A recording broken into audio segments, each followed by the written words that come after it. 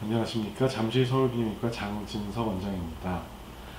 이번에는 여성분들이 비뇨기과에 내원하시게 되는 가장 주된 이유, 방광염, 그리고 과민성 방광에 대해서 알아보도록 하겠습니다. 이 배뇨장애, 여성에서도 마찬가지인데요. 배뇨장애는 이것 때문에 산부인과를 방문하시는 분들도 많이 있지만 원칙적으로는 비뇨기과 질환이 되겠습니다. 방광염은 대개 여성에서 생기는 비뇨기계통의 염증 질환이 되겠습니다. 이 방광염이 여성에서 호발하게 되는 이유는 남자에 비해서 여성의 요도가 아주 짧습니다. 1, 2cm 정도로 짧고, 그리고 위치상 바로 뒤에 이제 질, 항문하고 인접해 있기 때문에 염증이나 균이 요도 쪽으로 잘 들어가기 때문입니다. 방광염이 재발하시는 분들은 다음과 같은 위험 요소가 있는지를 먼저 생각해 봐야 됩니다. 일단 최근에 과로, 수면 부족, 스트레스 같은 어떤 심리적인 요인이 있는지, 그리고 최근에 술, 커피를 많이 섭취하지는 않았는지, 어떤 부부관계, 성관계 이후에 증상이 자꾸 재발하는지 여부를 생각해 보셔야 될 것 같고요. 무엇보다도 제일 중요한 요인 한 가지를 꼽자면은 물입니다. 수분 섭취가 부족하신 분들한테 방광염은 잘 옵니다. 그래서 물을 잘 안 마시면서 커피나 아니면 탄산음료 같은 걸로 수분 섭취를 대체하시는 분들은 방광염이 잘 걸리는 어떤 넘버원 팩터가 되겠습니다. 방광염의 증상으로는 소변 볼 때 아래쪽이 찌릿찌릿하거나 뜨끔뜨끔한 자결감 같은 게 제일 흔하고요.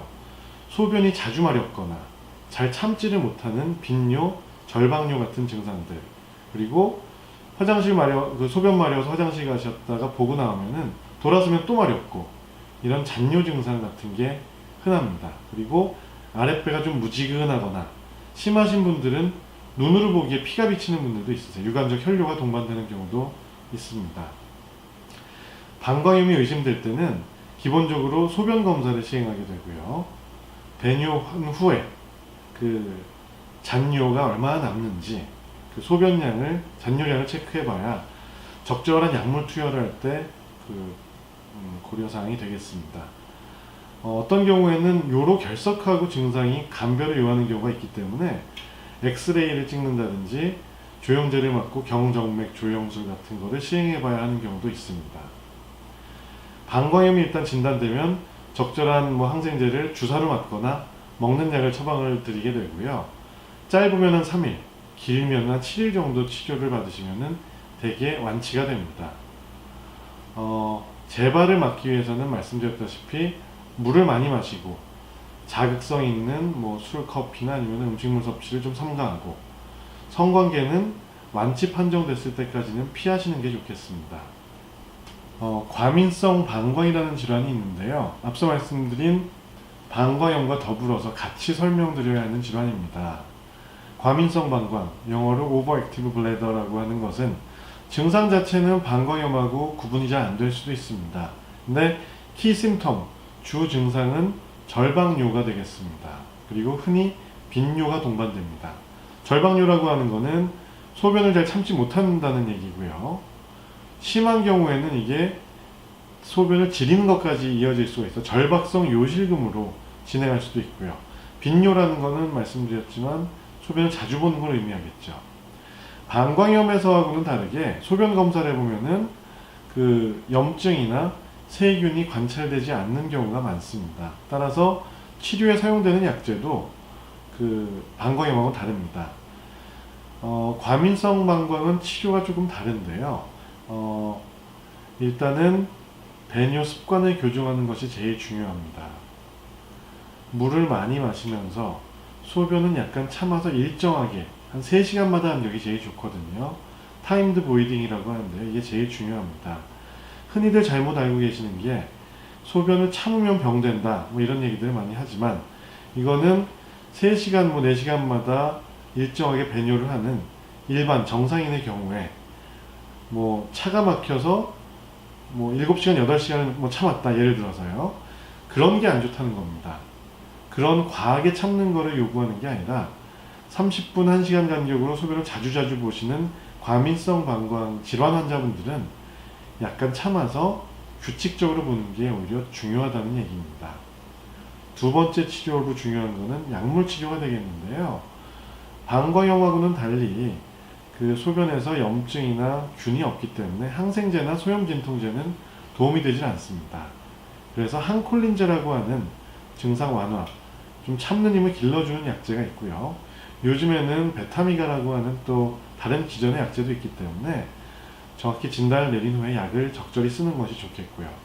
세 번째 치료로는 약물 치료 외에 보조요법으로 쓸 수 있는 건데요.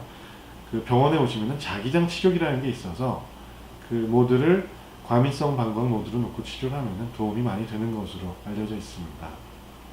아무튼 치료 방법은 비뇨기과 전문의와 상담하셔서 결정을 하시는 게 중요하겠습니다. 이제 마지막으로 여성의 그 배뇨장의 요실금에 대해서 설명을 드려볼까 합니다.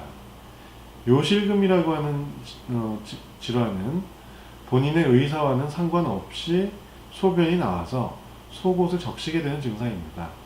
대개는 여성분들이 환자가 대부분이고요.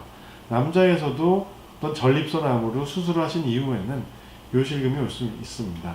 지금은 여성의 요실금에 대해서 말씀을 드릴게요. 요실금은 여성의 전체 인구의 40%가 경험을 할 정도로 흔한 질환이고요. 이 종류가 구분이 됩니다. 이에 따라서 치료가 달라지게 되는데요. 복압성 요실금, 절박성 요실금, 또 이 두 가지가 혼재되어 있는 혼합성 요실금, 이렇게 구분을 임의적으로 나누고 있습니다. 일단 복압성 요실금이라는 것은 재채기를 하거나 크게 웃을 때, 뛸 때, 즉 배에 복압에 힘이 들어갈 때 그 소변이 찔끔하고 나오게 되는 경우입니다.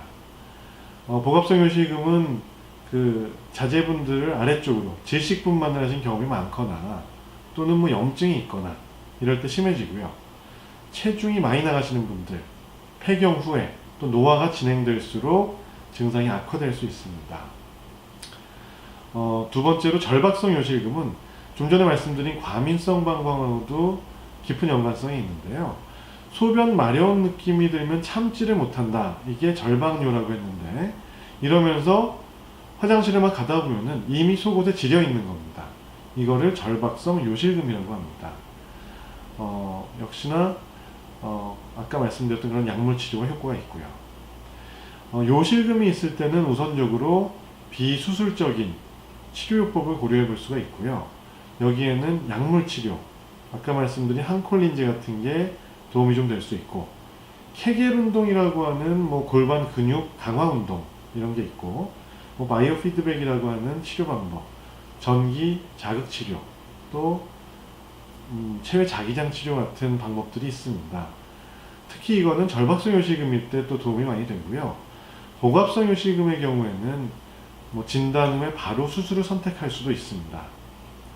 일단 방광염, 과민성 방광, 요실금 등의 어떤 여성 배뇨장애 질환들은 비뇨기과에 방문하셔서 상담을 하신 후에 정확한 진단을 받고 치료에 대해서 설명을 들으시는 게 좋겠습니다.